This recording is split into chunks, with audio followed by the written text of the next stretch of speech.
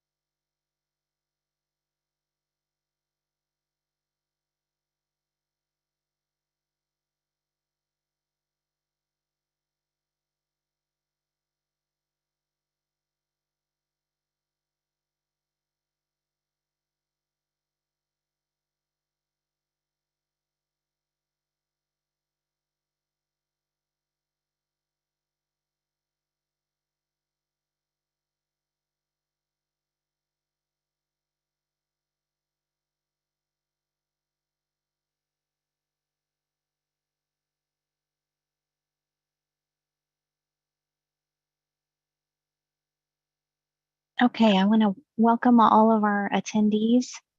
I'm going to get the screen changed up here so we can see the agenda. And give me a moment, please.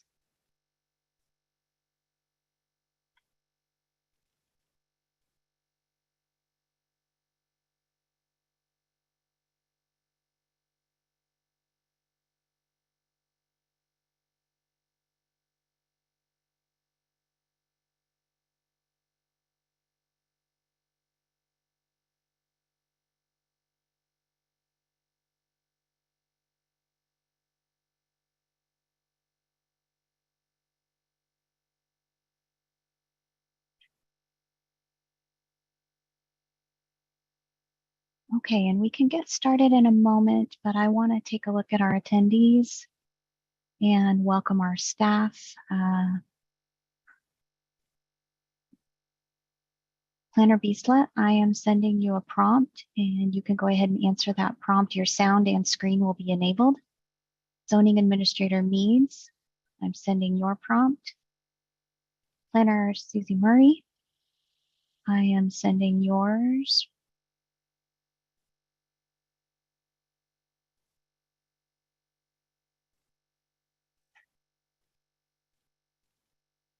And I believe that takes care of our staff. Let's go ahead and a sound check for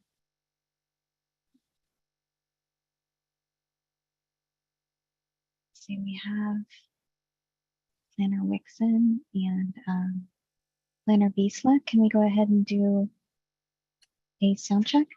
Check 1, 2. Check 1, 2. This is Planner Wixon. Okay, thank you. This is Planner Bisla. Sounds good, thank you.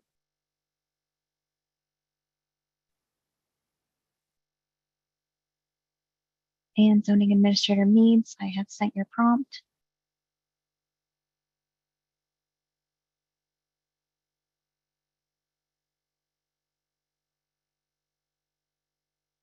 Good morning, recording secretary. Recording secretary Hopwood. Can you hear and see me? Yes, we can. Thank you so Thank you. much. Okay, let me check our list roll momentarily here, make sure all of our staff. Let's make sure we have Planner Murray in here. Let's see, I'm going to resend that prompt, Project Planner Murray.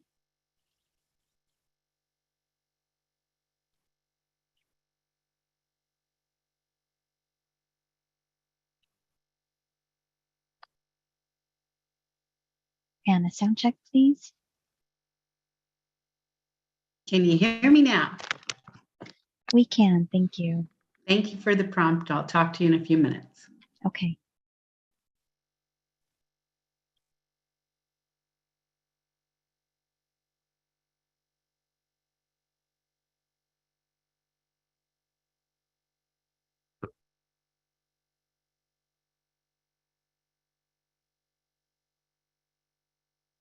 Recording secretary Hopwood, if you would just let me know when we are ready to go.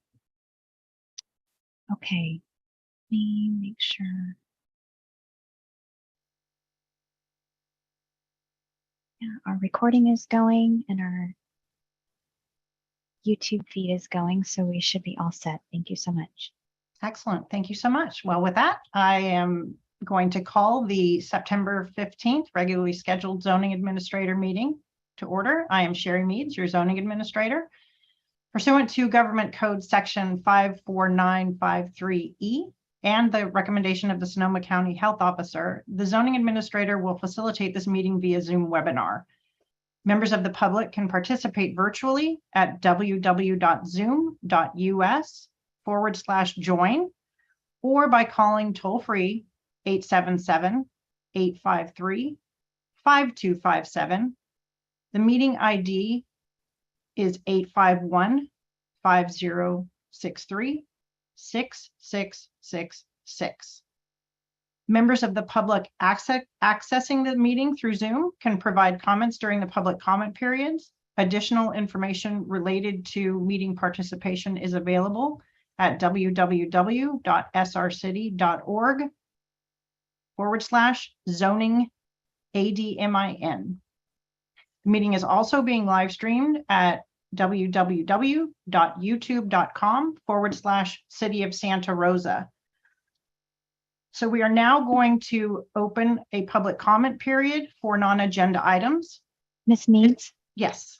I do apologize, but with the setup of the meeting, I neglected to remind you to introduce the fact that we have our interpreter here and to make sure that the initial part of our meeting is interpreted.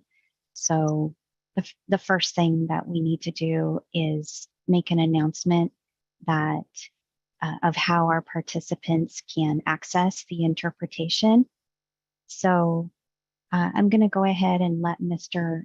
Leon give some direction on that. If Great, that's thank you. Ok.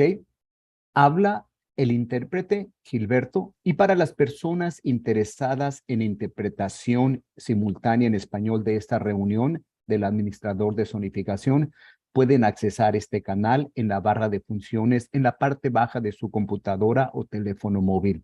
Haga clic en el icono de mundo o globo terráqueo, escoja su idioma, en este caso en español. También se le pide, por favor, que mantenga su micrófono apagado hasta que se le pida hablar y la administradora le avise que es su turno. Muchas gracias. okay. So I'm going to go ahead and stop my screen share and initiate that language interpretation. So please, just a moment. And thank you again for being with us, Mr. Leon. You're welcome.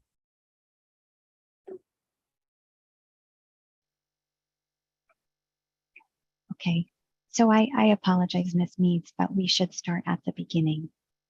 And I want to remind all of our participants, our staff and all of our participants that since the meeting is being translated on a different channel, it's important that we all remember to speak much more slowly than we're accustomed to. Thank you so much. Go ahead, Ms. Meads. So, good morning. I'm Sherry Meads, zoning administrator, and I'd like to call to order the regularly scheduled zoning administrator meeting of September 15th, 2022 at 10:38 a.m. Pursuant to Government Code Section 54953A and the recommendation of the Sonoma County Health Officer, the zoning administrator will be facilitating this meeting via Zoom webinar.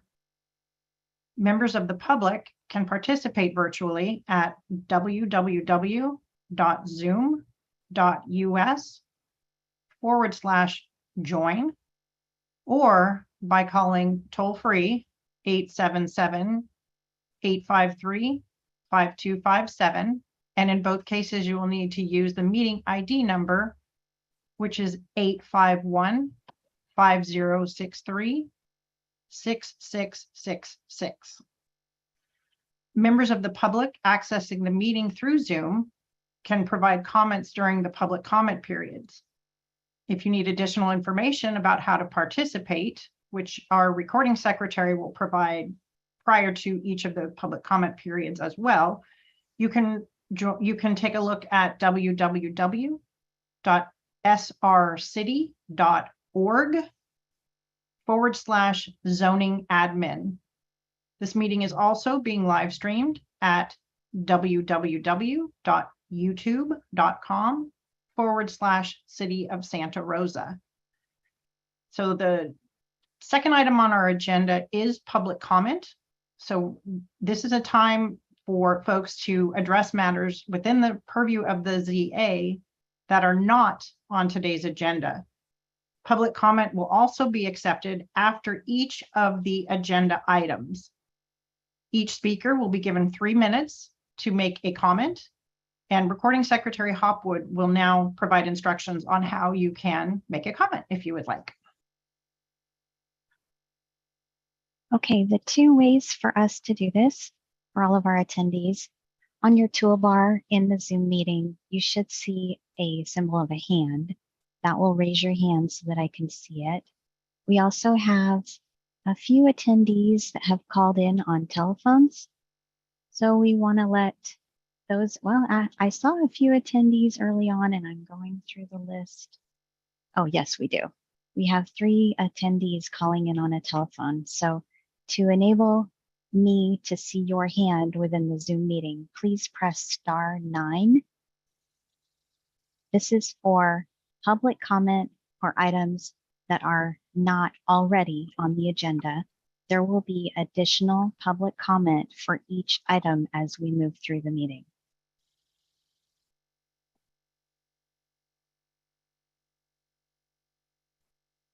Okay, so I'm going to go ahead and open that public comment period. So if you would like to make your comment, please follow the instructions just provided by Ms. Hopwood, and we can give you a chance to speak.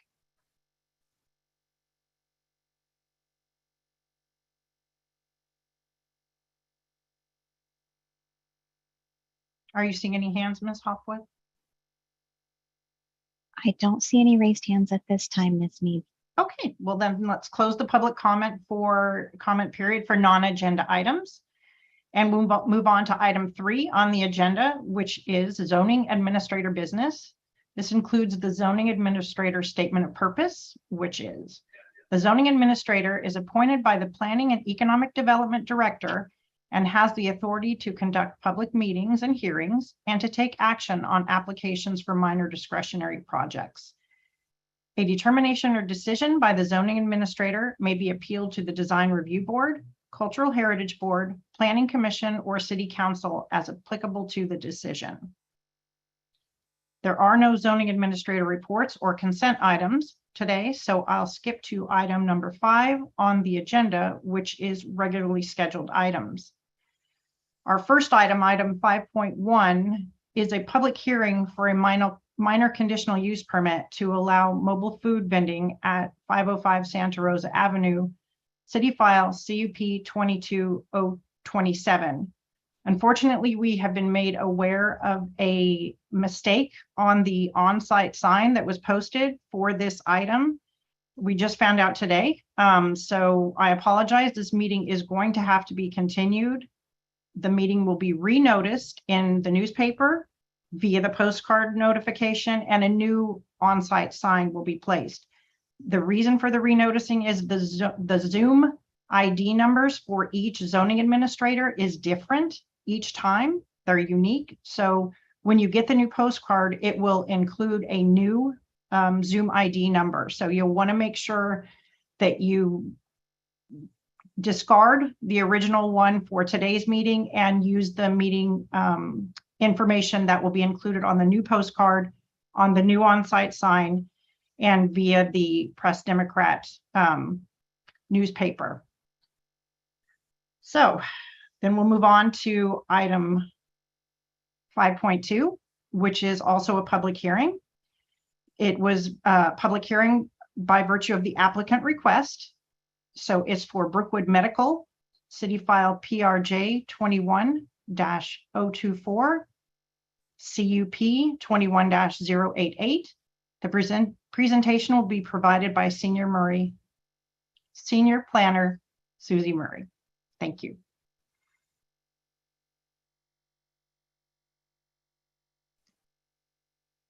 Okay, you caught me a little off guard there, and I am going to request Kimberly, if I could ask you, I'm having problems with my own presentation. I can't seem to open it. I was frantically trying to correct that. If you could pull it up and just operate the slides for me, that would be great. And I'll just give you just a second here. I'm so sorry. I don't know why it's not coming over my email for me. And no need to prep for the applicant's presentation. That one works perfectly.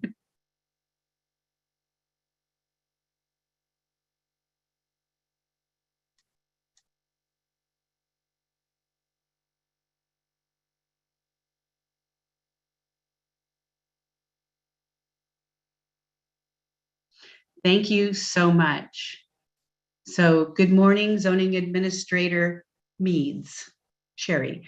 The project before you this morning is the Brookwood Medical Center. It's a minor conditional use permit for a medical, an integrated medical facility proposed at 101 Brookwood Avenue, 884 and 1002nd Street, adjacent to the Santa Rosa Creek. Next slide, please. It's the medical office building is proposed at 92,370 square feet. It's 4 stories tall. The parking garage is 6 levels tall, and I want to differentiate between stories and levels. The 6-level parking garage is actually shorter than the 4-story medical office building. The project required 2 entitlements. The first was design review, which was approved by the Design Review Board on September 1st. I also want to take a moment to mention at this point that the resolution that was available online did not reference that the Design Review Board's resolution number, which is DRB-0 or 2022 005, and that includes all of the project-related conditions of approval. The zoning administrator resolution defers to those conditions, unless, of course, you add some more at the end. And then, of course, the minor conditional use permit that's before you this morning. Next slide, please.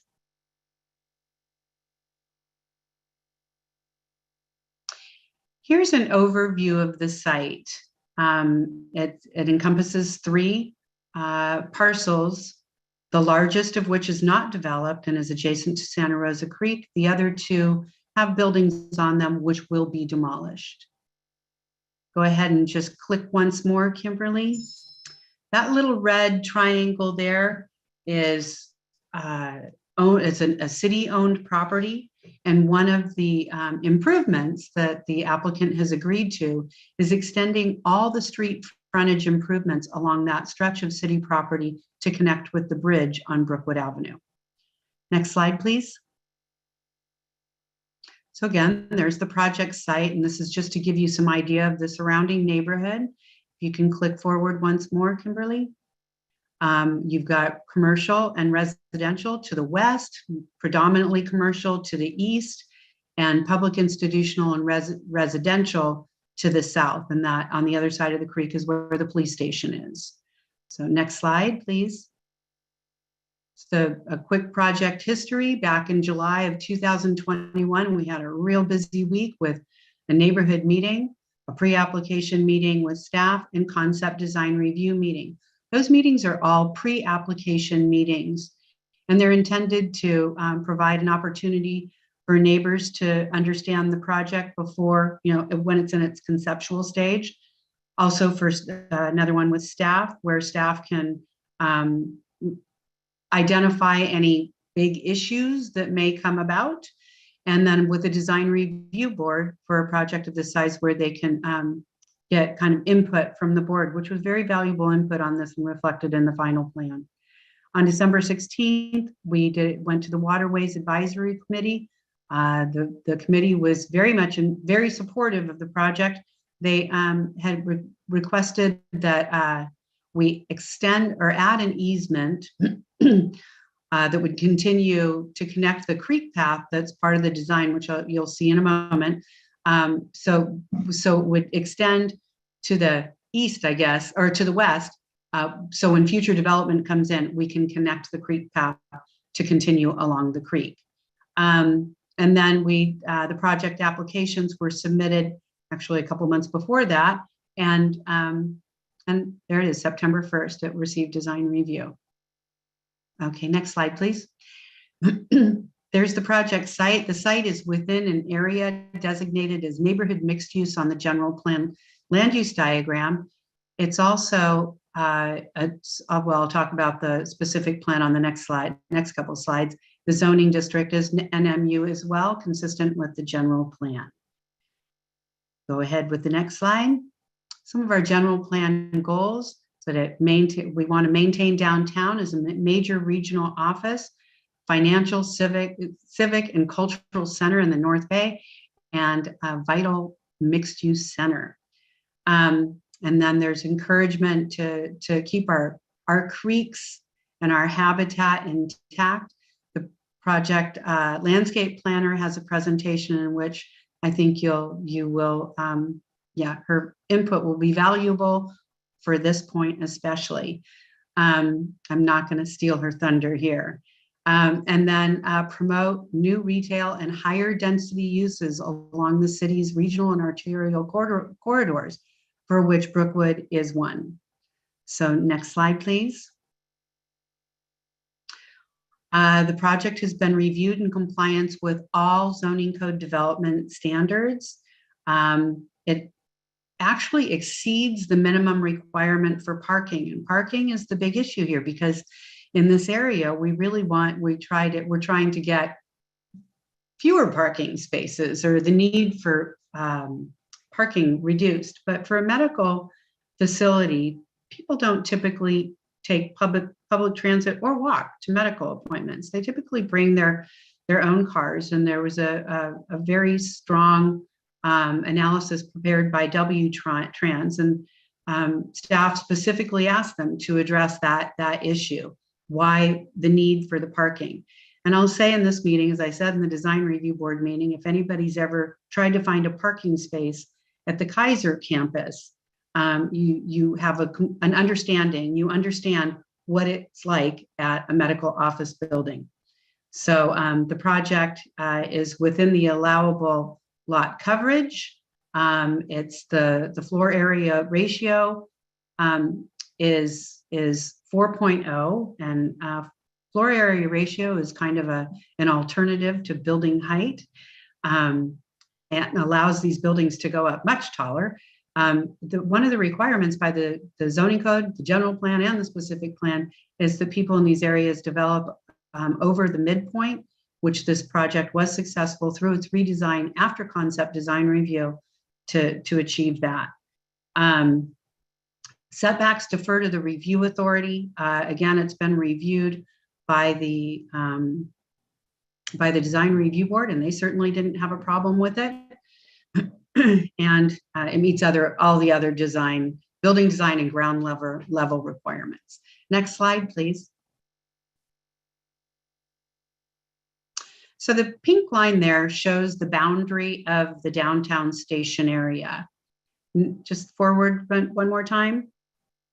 And that star indicates where this site is located. It is right on the eastern boundary of the downtown station area plan along that arterial Brookwood Avenue. Next slide, please. The project also implements several more goals from the specific plan. And I'll say the specific plan, the general plan, and the design guidelines have so much overlap in their goals. It's bringing jobs and viability, economic viability to the downtown. It's a balance of parking that supports the quality of life and the businesses, and a diverse range of public spaces. The walking path will have 2 seating areas that is open to the public, as well as connecting Brookwood Avenue to 2nd Street. So the next slide, please. Here's the site plan. The architect is on the line, and I know he's going to go into great detail about not only the buildings, but he'll also explain a bit about the parking plan. This is a challenging property to develop. Some of the obstacles that they had were a 30-foot creep setback, and of course, being on that very well-traveled street and corner. They had to get emergency access while meeting the parking needs, etc. But you can see on this path on the bottom where the creek path starts at Brookwood, meanders across, and then connects up to the medical office building. That stretch of the project that is between the left side of this screen on the west side and where the path turns up, we've required an easement so that path can be extended, which is what I mentioned, a request from our Waterways Advisory Committee. Next slide, please. There were a few issues that came up during staff's review. Let's see, they were resolved, and I've already mentioned that by that little triangle that we looked at earlier, the red triangle, the city's property frontage. The applicant agreed to extend the sidewalk and the bike path so it connects with the bridge. We had some issues with low impact development standards, which we've seen a lot of because the state water board has, they've changed up some of their allowable best management practices. So we got over that hurdle. And of course, the parking, which I've already addressed. And there are no unresolved issues with this project. Next slide. We received some public comments. There's, I think the biggest comment the one that we've heard most about is that 6-level parking structure adjacent to Brookwood Avenue. The downtown station area plan encourages vertical construction. The DRB suggested at their concept design review or a concept review meeting that they increase the height for both structures to meet the requirements. and I've mentioned and on the previous slide that it's a challenging site to develop. And to achieve that midpoint floor area, they had to increase the size, certainly, of the medical office building. And again, I want to point out that the garage is still lower in height than the medical office building. There was a concern about tenants being displaced before their leases were expired. That is between the leaseholder and the tenant, but I've been assured that that is not the case, and I don't know all the details of it. So in support of the project, there was a gentleman who spoke to me that was very happy about that this will eliminate the derelict activities on the site. I'm just going to, and I want to point out again that it won't eliminate those activities, but it will shift them to a new location. So where that will happen, that's a whole nother problem that the city is working diligently to correct and help.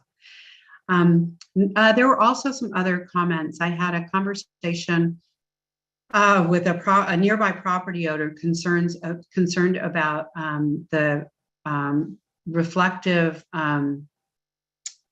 characteristics of the kinetic art pieces that are proposed up on the garage structure. And we have those on an AT&T building downtown, which is public's actually quite fond of them. There's some concern that those types of installations may have issues for people that have disabilities, whether it's are prone to seizures or prone to migraines, or there may be some other medical conditions. But we have certainly notified our our Parks Department of that for the staff that review and the board that reviews art in public places is aware of that. So that will certainly be a consideration. And then of course, there was also some concerns about how this will not be supportive of smaller medical practices across the street from here. There was concern about access across the property, across the street, getting from this building to the hospital. And those were all discussed during the design review board meeting. It is I think more related to land use, and we've recommended that those property owners put up some signs if it becomes an issue with no trespassing. But there is a very clear pedestrian path of travel for those traveling between the two facilities. Next slide, please.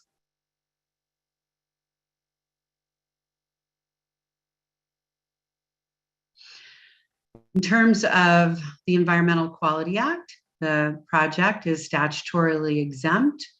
It's in compliance with the downtown station area plan, with the general plan and zoning. It has a floor area ratio greater than 0.75%. I'm sorry, 75%. It is consistent with the Bay Area Plan Bay Area 2040. That's a plan that really talks about air quality and greenhouse gases and what have you. It's within the downtown station area priority development area. It's within a transit priority development area, and it's consistent, again, with the downtown station area plan, for which an EIR report was certified just, I think, last year by the City Council. Next slide. So with that, it's recommended by the Planning and Economic Development Department that the zoning administrator by resolution approve a minor conditional use permit for the Brookwood Medical Project located at 101 Brookwood Avenue and 884 and 1002nd Street. And for those of you that are calling in, I'm just going to give you my contact information if you have any questions about the project after action today. My name is Susie Murray. My telephone number is 707-543-4348. My email address is smurray@srcity.org. I also want to point out that I will be on vacation. So if there are any types of appeals or anything, those should be forwarded to our planning@srcity.org email address. And I will ask Zoning Administrator Meads to please reiterate that later in this meeting so that people understand that I will not see their emails. Thank you very much. I know the applicant is primed and ready to go. And if you have any questions, I'm happy to answer them. Meanwhile, I'll go ahead and you can cancel off my slideshow and I'll get the applicants ready to go. Excellent. I'm going to just hold any questions until after the applicant's presentations, if that's all right with Ms. Marie. That is absolutely fine. Great. Hold on one sec. I just have to get my screen up.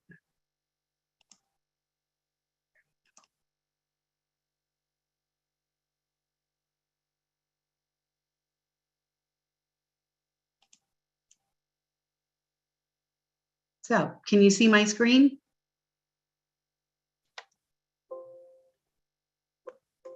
Yes, we can. Thank you. Okay, I'm just trying to get this back up to the top and oh my gosh, what is going on? I guess I am at the top. Okay. And has the applicant team, can ask the Brianna and I'm drawing a complete blank on the architect's name. If you could both raise your hands so Kimberly can see you, that would be wonderful. Oh no, you guys. Yes, Brianna's been elevated. Can you elevate Brianna to speak?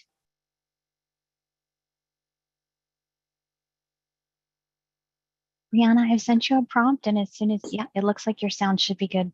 And I apologize, you guys. I was supposed to send them a text, but I didn't realize we were reordering the agenda. That's okay. I'm here and Darren should be on the line as well. Darren Atkinson, he's, I think, calling in. If you could allow him to speak too, he's going to start the presentation. I'm so sorry, Brianna. That was I knew that would happen. That's okay. I'm always nervous about being late, so I just logged in early.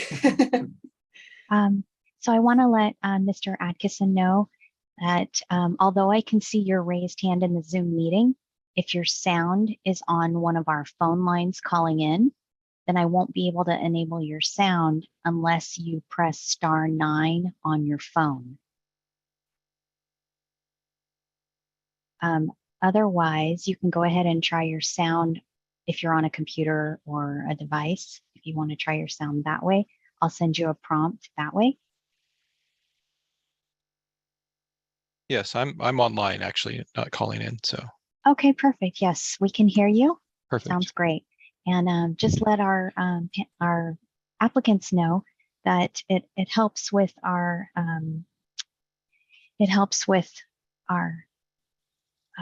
sound quality of the meeting if you keep yourself muted when you're not speaking. So thank you for that, Brianna. I can see that you already muted yourself. Go ahead, Mr. Atkinson. Okay, thank you so much. So again, my name's Darren Atkinson, Design Director with Gensler, and thank you for having us here to present the project, and happy to walk through everything with you and answer any questions you have.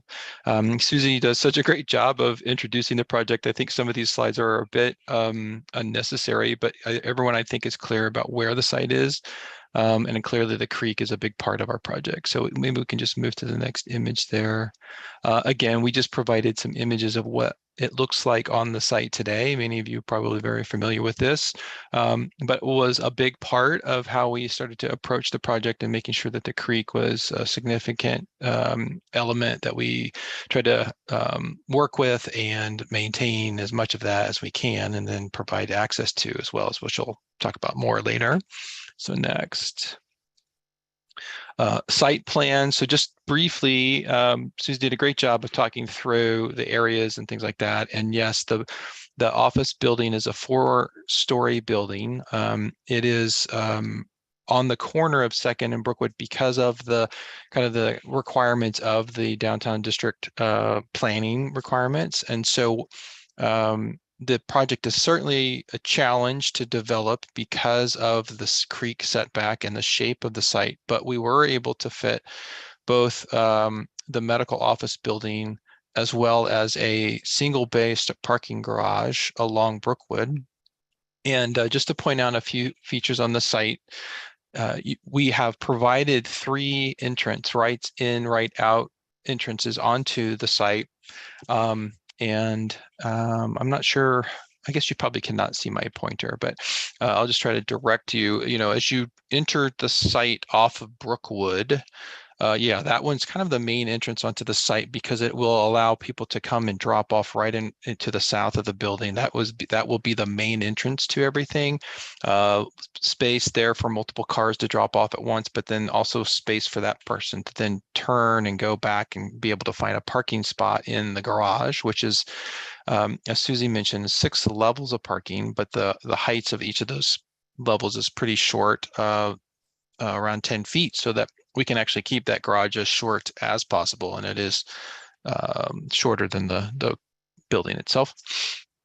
We're providing all of the required ADA parking on site, paths to the building, and then you know, I think you know, the access from the site gives you access to that path along the creek, and so people can enter off of either Brookwood, or they can come along 2nd Street and kind of connect to and experience the nature along the creek.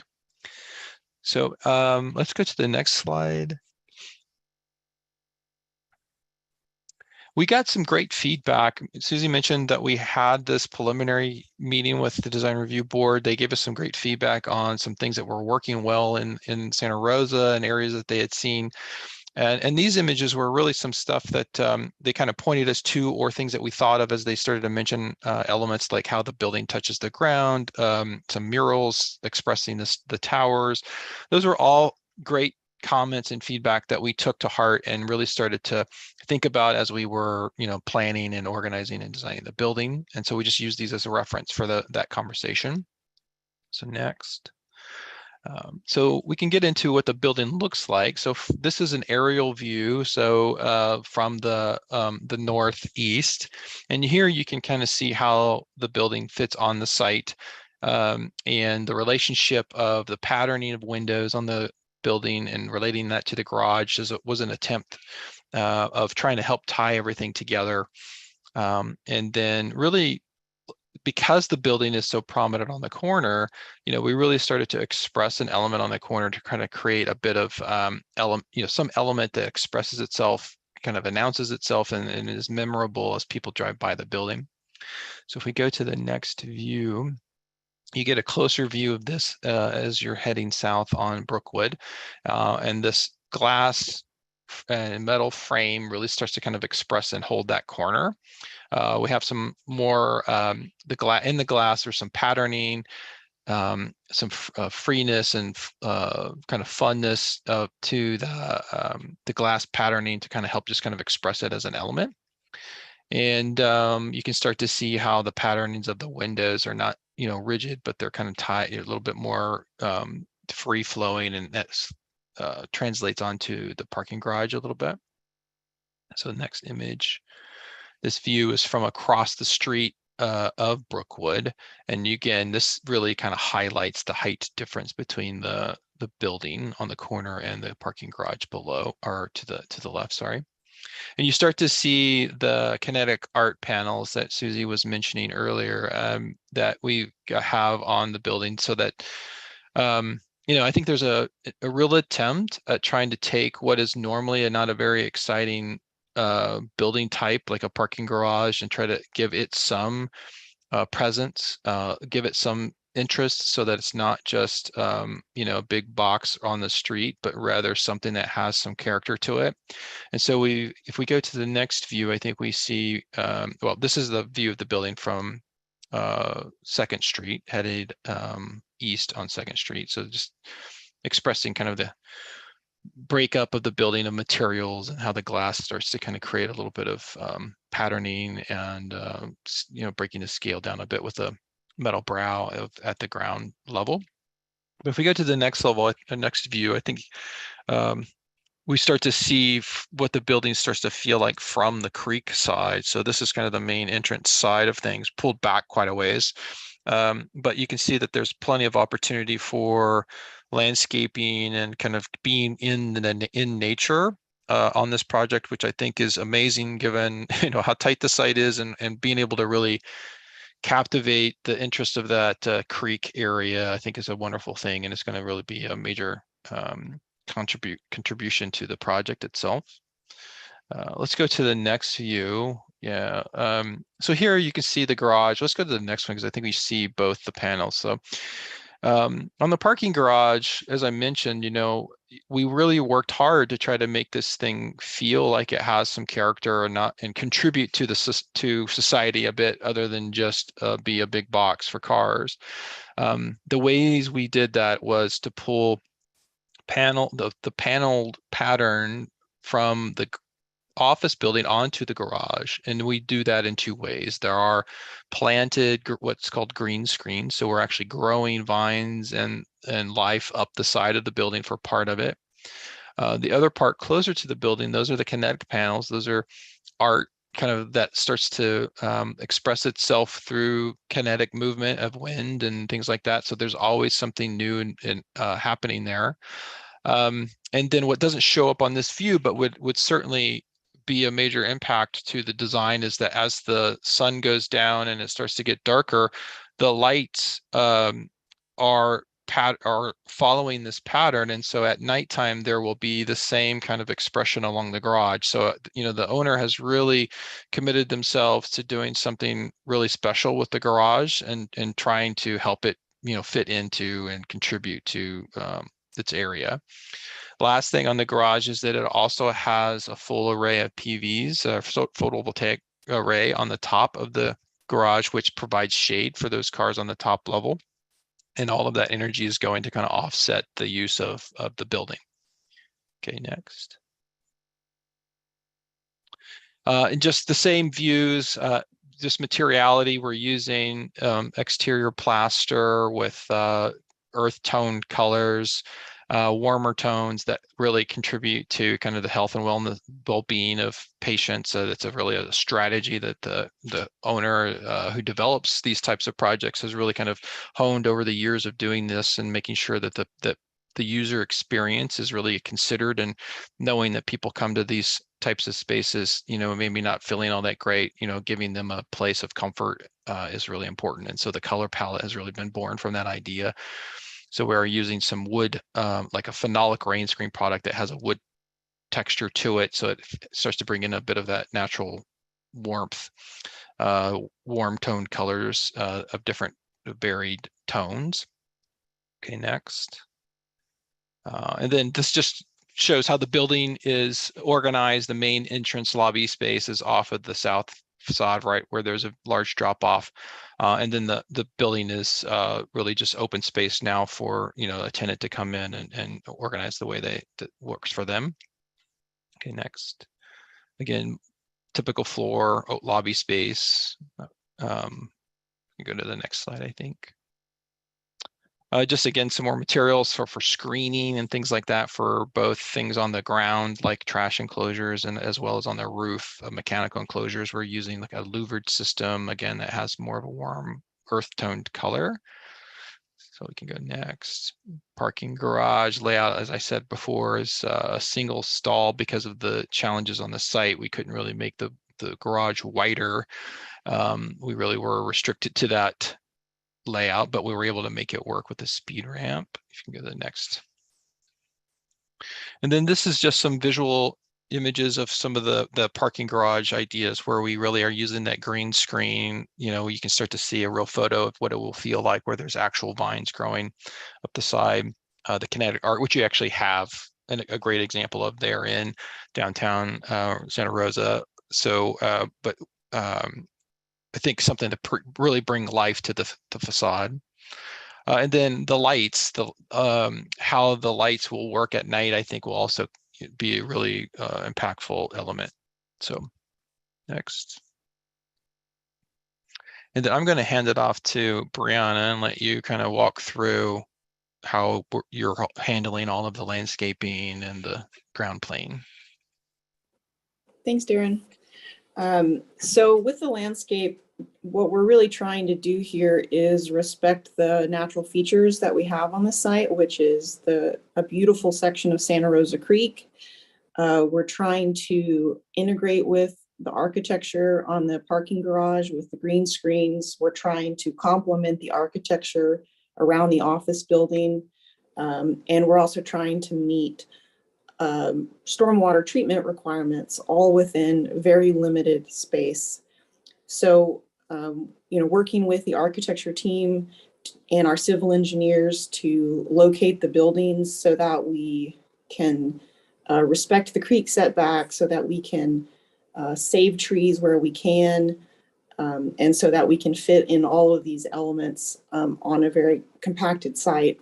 And then also create a really great experience when you're driving by and when you're visiting the site or visiting the creek. So that's what we've really tried to do with the landscape design. If we can go to the next slide. So here you can see how we're sort of trying to create with our paving pattern, this entry at the drop off for people coming to the building to try and bring some of the interesting window patterning into the concrete. We're trying to create different materials. So using different colored and textured concrete at the entrance to highlight that, using a permeable paving for the creek trail and the seating areas there, and then providing a variety of benches and picnic tables, both at the entry and along the creek. And of course, providing bike parking, both long-term and short-term parking to meet requirements, and also for staffing and people visiting the building. Next slide, please.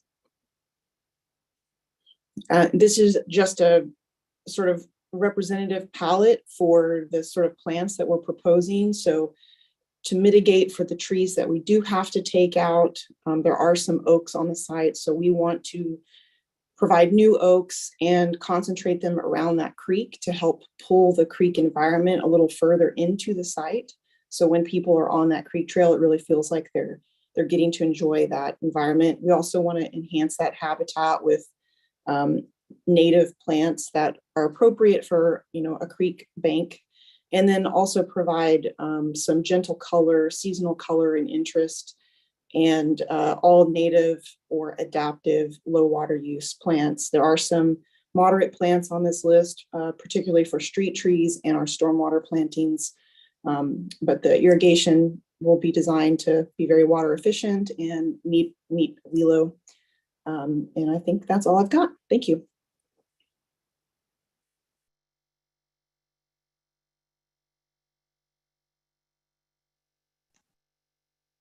Great. Well, let's go ahead and thank you for the presentations. I want to go ahead and open the public hearing and open the public comment period for the public hearing. So anyone who wishes to make a comment about this item, please, Kimberly, if you could, or recording secretary, Kimberly, if you would please, once again, give us the instructions on how to do that. Thank you, Ms. Meads. Within our Zoom meeting, find the raise hand on your toolbar. And for those who are calling in on a telephone line, even if you're logged into the meeting on a device, if your sound is to be enabled through the telephone, in order to get that enabled, you will need to press *9 on your phone, and that will raise the hand so that I can see it in our list of participants. So first up, it looks like we have Eric Shazenkin, and I do apologize if I didn't pronounce your name correctly. I'm going to send you a prompt. Once you answer the prompt, your sound should be enabled. Good morning. This is Eric Chazankin. My family has owned and operated Creekside Medical Plaza on 95 Montgomery Drive, which is directly across Brookwood Avenue from this project site, since 1976. So we have been in this neighborhood working with exclusively medical offices for a long time. And I appreciate all of the effort that the applicant and that Ms. Murray have put into the design and all the design details. Obviously, they've put in a lot of effort and thought on a lot of the elements of that. I would like to introduce a practical, real world perspective on this project that I think may not have been carefully thought through when focus has been placed instead on downtown station area plan, other design standards that on paper seem great. My concerns are, first of all, we have a big surface parking lot for our 24,000 gross square foot medical office building that lies basically directly between this project site and Memorial Hospital. And for medical offices, you always want access to a hospital. That's one of the big draws. That's why you place a medical building near a hospital. And to suggest that people who want to walk back and forth between this project and Memorial are going to walk a couple of blocks out of their way, wind their way around the sidewalks when they can literally see the hospital across our parking lot is not a realistic suggestion. I think they're going to be walking back and forth there all the time, which presents a lot of practical safety and logistic concerns. In addition to that, I don't think signs are anywhere near an adequate suggestion to stop people from doing that. They just will walk right past them. In addition to that, people like to park close to their offices. They like to park on the ground. They don't like to wind their way up 6 stories. If you're in San Francisco, sure, that's what you do.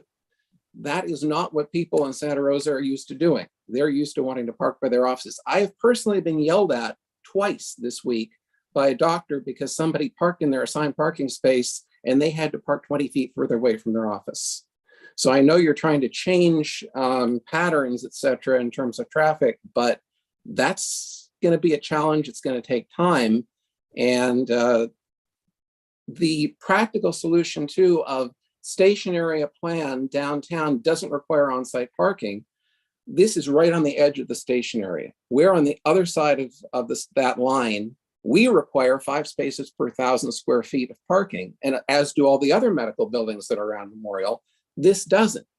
So I think we're going to overload our surface parking lot and a lot of the other parking in the neighborhood, which is already impacted and has been for a long time, by relying on a big parking structure, which I don't think provides as much parking as would be required if they were across the street closer to the hospital. The community doesn't need this amount of high rise. It's out of character for this immediate neighborhood, which again is way over on the edge of the stationary plan. I know I'm just about out of time. I would also like to just briefly say, I'm the one that mentioned the kinetic landscaping issues to Ms. Murray. I'm a migraine sufferer, and having flashing, scintillating lights is a disaster for people with migraine. When you look at that, it triggers migraines. It causes a lot of problems for people. There are over 15 million people in the United States that are migraine sufferers. And to have that lighted and scintillating and flashing light all night right across the street from a medical building that might be there for the purpose of treating people with such conditions is just silly. It's just a recipe for disaster. It does not serve the community well.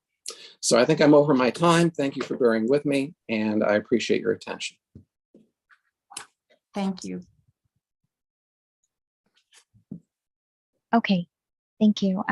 And I want to just verify Ms. Mead's, although I do appreciate our commenters' consideration, I have a clock that I can share on the screen for our public comment, which I unfortunately didn't share that on that occasion. Shall I go ahead and put that, go ahead and share that screen as we move through the rest of our public comment? Yeah, that sounds great. Thank you, Ms. Hopwood. Okay. Did we allow our first commenter more than 3 minutes, however, or was it 3 minutes? I believe Ms. Murray said she was timing it. Great. I was timing it, and Excellent. I'd say let's give everybody 3.5 minutes. That'll make it fair. And I want to give Eric, a big thank you for recognizing your time limits. Absolutely. Appreciate the mindfulness there.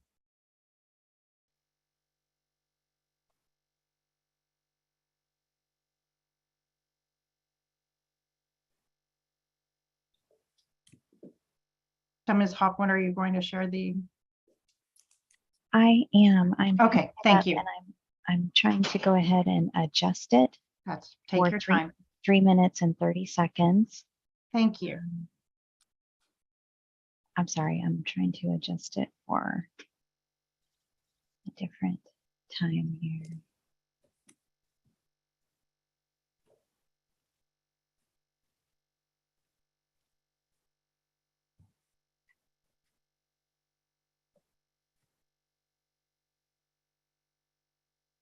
Okay.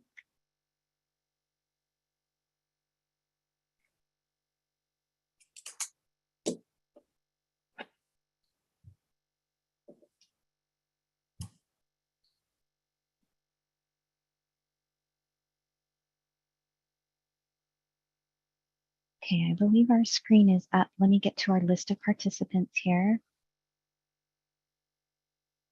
And Ginger.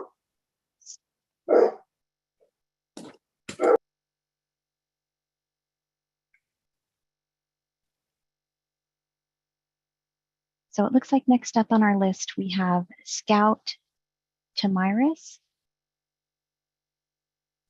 I'm sending you a prompt. You should be able to speak when that comes up. Hi. Yes, There you are. Can you see the timer on your screen? I can. Okay. Go ahead. Thank you. I'm Scott Tamiris, and I live at 887 Snowm Avenue, apartment 10, which is directly across the creek from this facility that's being planned. And we certainly are concerned here in this multifamily housing facility I live in about the not only the visual but noise impact, but my main concern is the creek. We're on the south side of the creek, and this facility is on the north side of the creek. It's very high above the creek, and the bank that goes down to the creek is quite steep. It's covered with riprap, all kinds of concrete and stuff that just seemed to have gotten poured down there. I mean, it's actually quite ugly, and is covered with trees that have not been maintained for many years.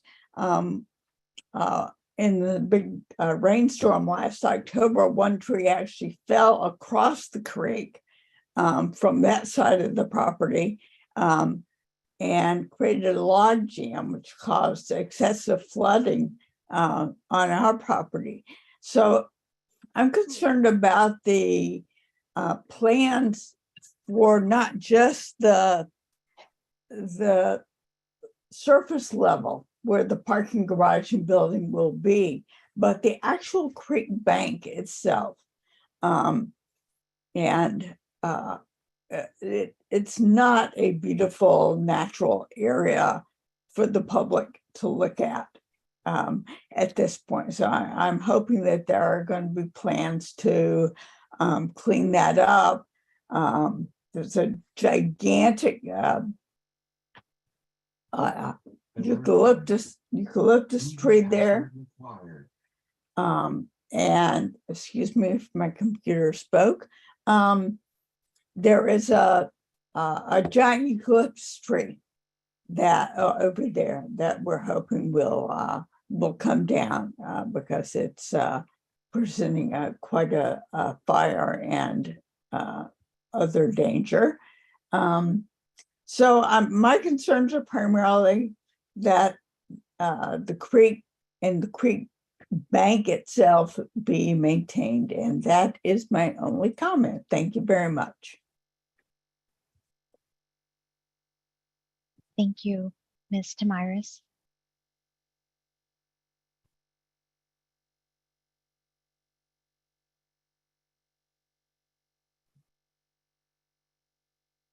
So I'll remind our attendees, in order to be recognized for public comment, please raise your hand on the toolbar or press *9 if you're calling in on a telephone.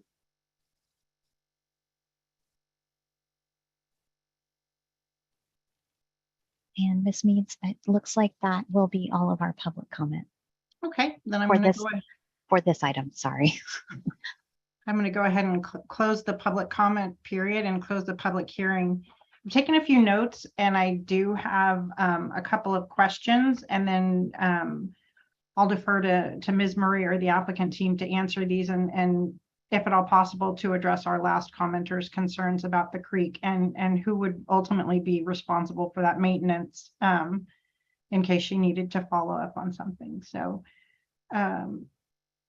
one of the questions I do have is there any plan for nighttime security for the parking structure? And is it easier for you guys for me to read them one at a time or the whole list? It just depends on how many there are, I guess, maybe. I think Maybe- one at a time, and that way Okay. it's clearer for everybody else. And I'm going to defer to the applicant team to talk about security.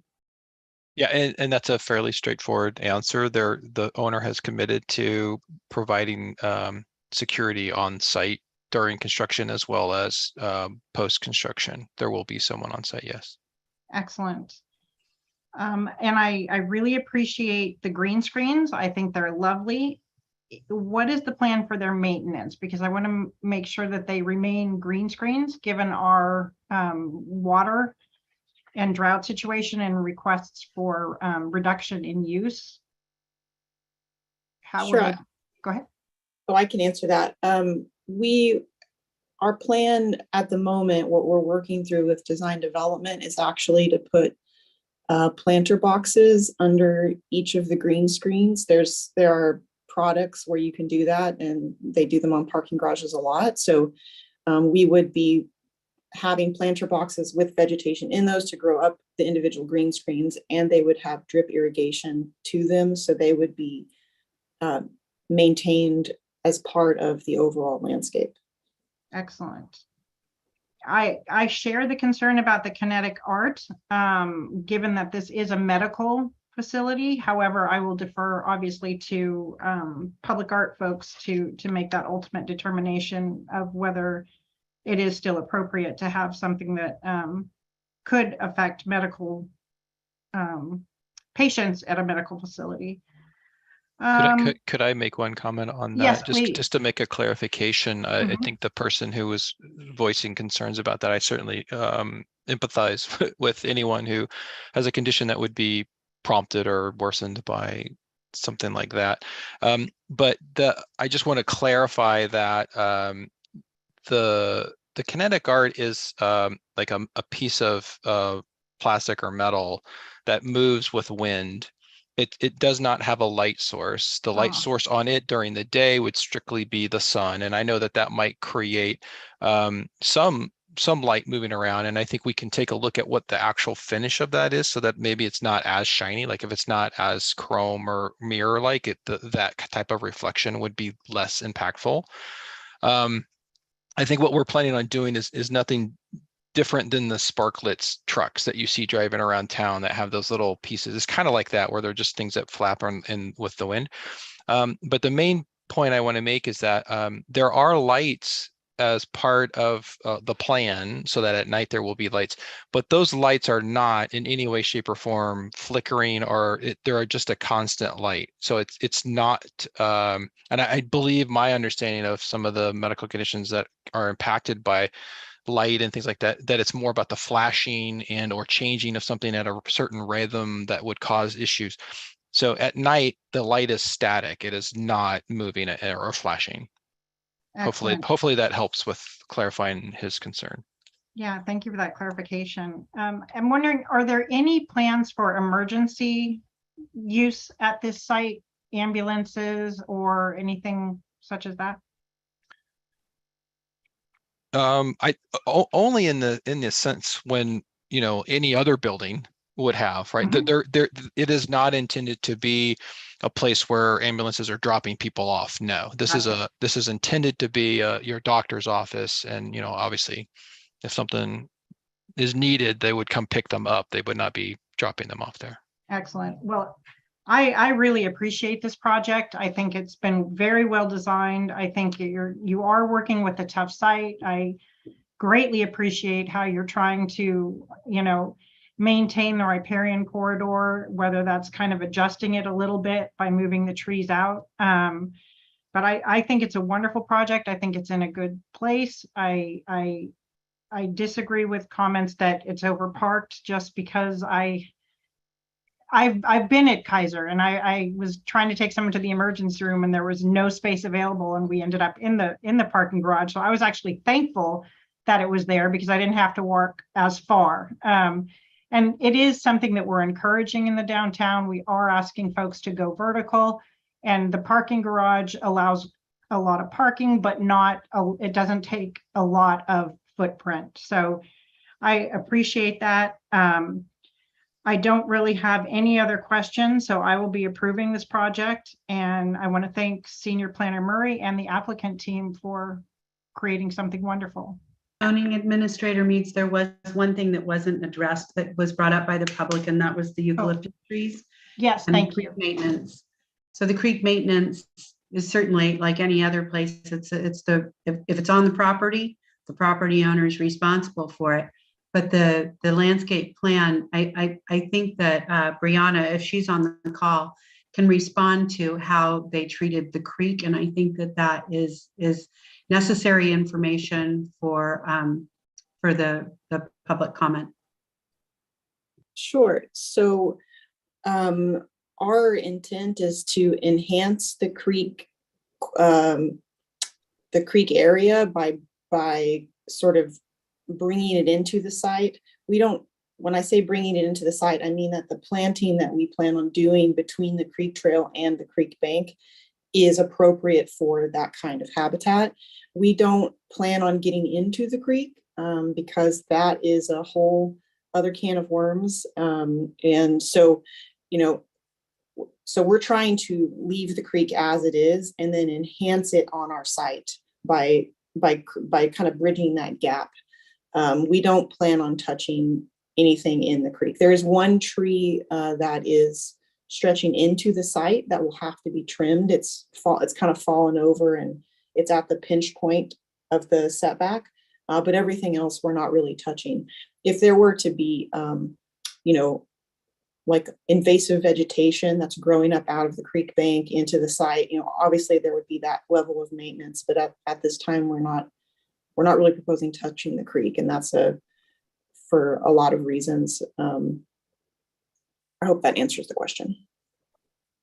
And I want to say that I also, and I neglected to mention it earlier, I heard from somebody else, I could be at the same location, requesting that a tree, that eucalyptus tree in the creek be removed. And it's just on the side of the creek, and several others that are on the other side of the creek on their property. And we had a good conversation, and it was explained that we can't really require this applicant to remove trees on their property. And again, I've looked at the tree. I've looked at a lot of trees lately, and this tree, I actually walked the site with Brianna, and this tree doesn't appear to be a hazard. Certainly no fear of it falling down right now. But so I think the other concern was fire safety. Again, it's a tree in a creek, so or not in the creek, but right alongside the creek. So, but I did want to address that before the meeting was done. Thank you, Ms. Murray. So as mentioned, I will approve this project and sign the amended resolution to include that design review board resolution number. And thank you again. applicant team, and Ms. Murray. Wonderful project. I look forward to seeing it be built. Thank you so much. Thank you. So our next item you. is 5.3, a hillside development permit for 3796 St. Andrews Drive, city file HDP 22-010. And the presenting planner is Saknor Bisla.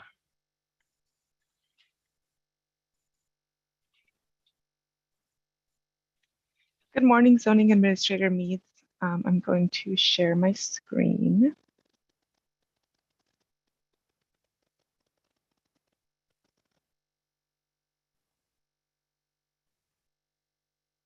Are you seeing my presentation?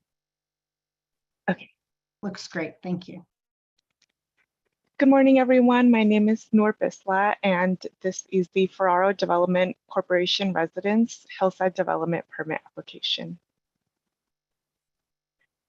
This is a 4,850 square foot single story, 4-bedroom, 3.5 bath house.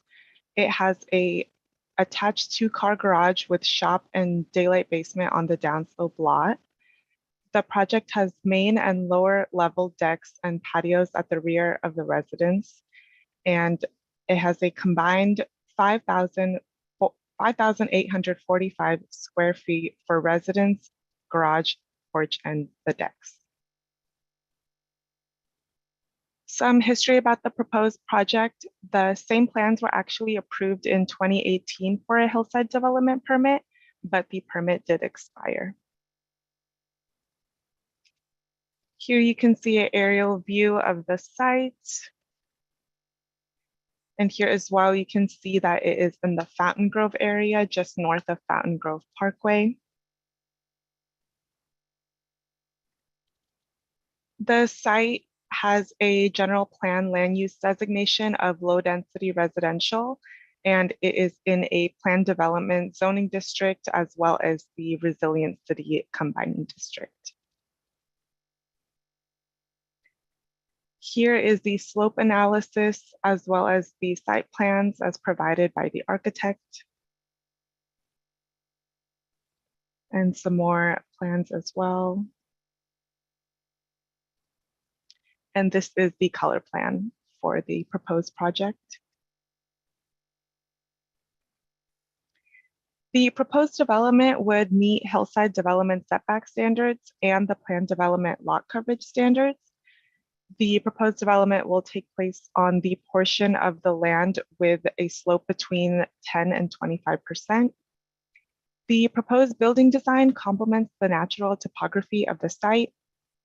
And the proposed project is consistent with the low density residential general plan land use designation, as well as the planned development district, which allows for single family dwellings. And with that, planning staff is able to make all of the required findings for a hillside development permit.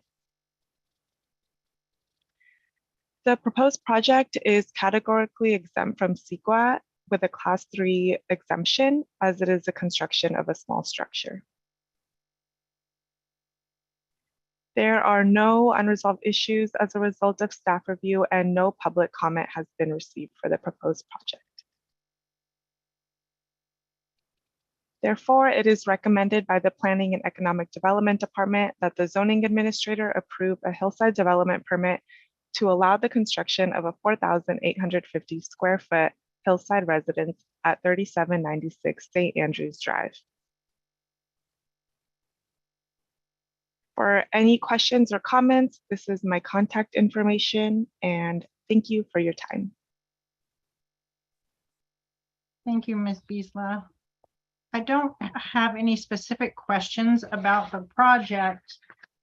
I do have a question about the construction of the project. I do have some questions about the trees. I'm looking, I could have sworn that I saw a condition on here requiring a tree mitigation schedule with building permit, and I don't know why. Oh, there it is. It's on there. Okay, so I just wanted to make sure that I wasn't crazy, that I had seen it. So thank you. That's on there. And there are two slightly conflicting conditions of approval. Condition of approval number 4 requires a adjustment to how the gable roof projects over the second story deck.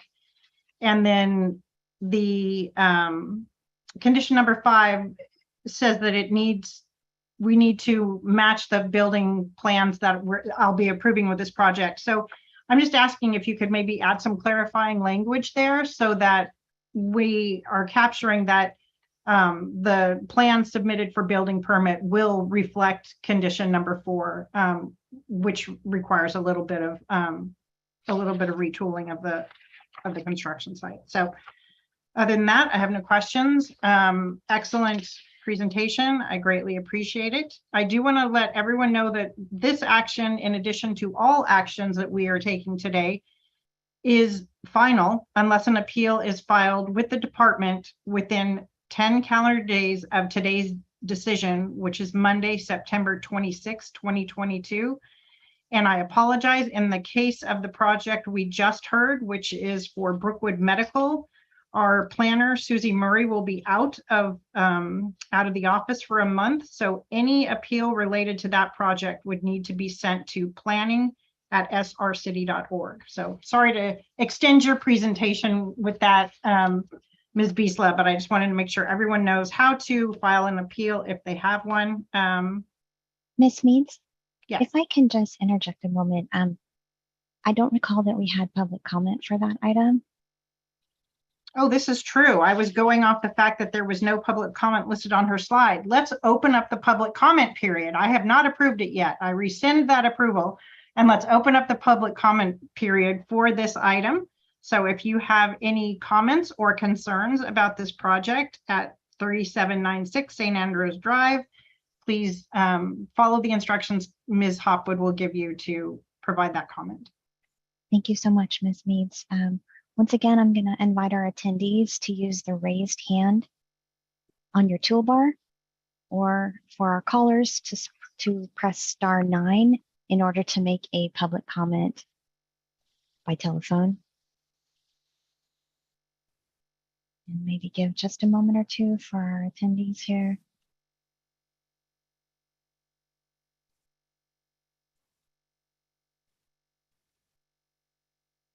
Okay, I do not see any public comment. Thank you. Great. Thank you for the reminder, Ms. Hopwood. So I'm going to close public comment on this item, and I will restate that I will be approving this project, and will sign the resolution that includes clarifying language to incorporate condition of approval number 4 with condition of approval number 5. And thank you very much. Excellent work.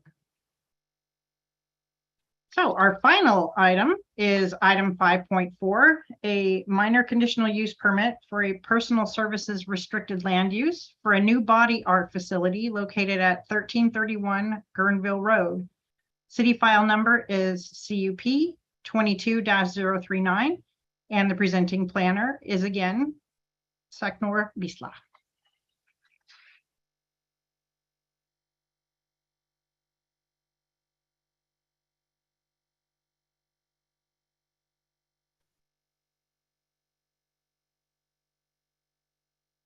Hello again. Can you see my screen?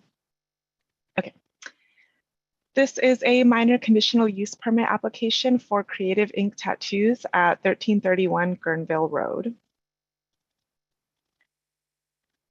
This is a proposed tattoo shop located in the Cottingtown area.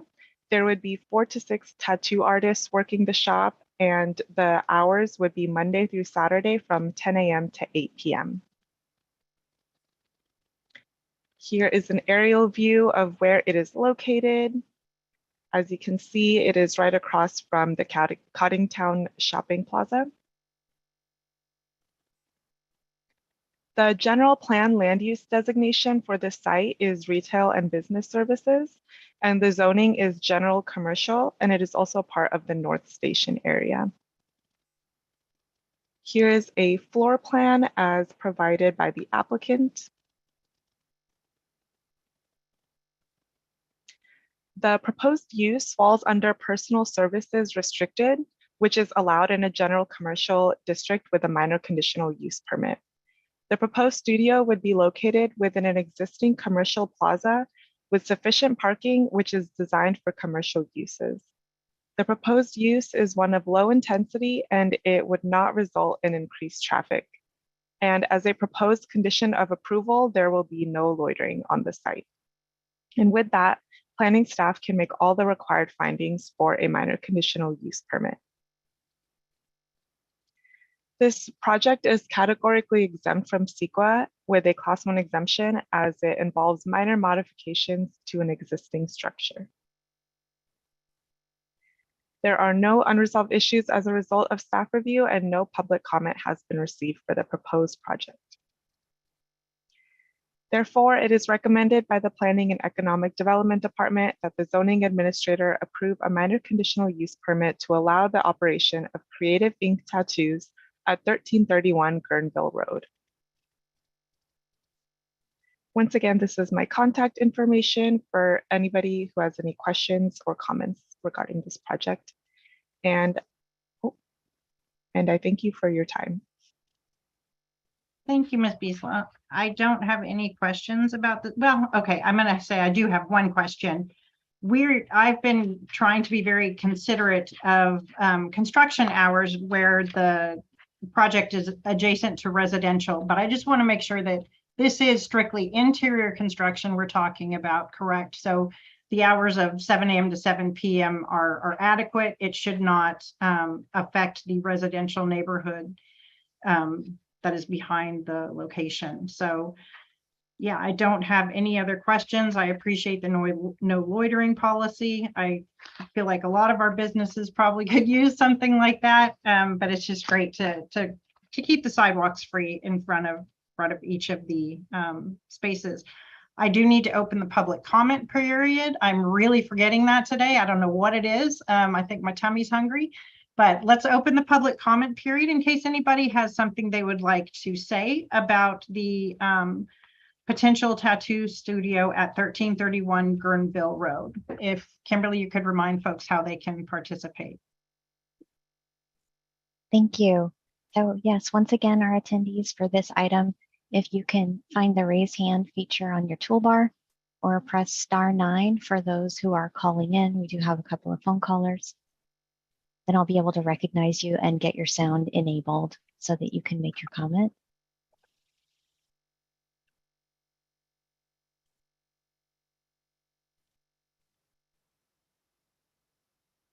And I don't see any public comment for this item. Great, thank you, Ms. Hopwood. I will now close the public comment and restate that I will be approving this project. Thank you, Ms. Biesla.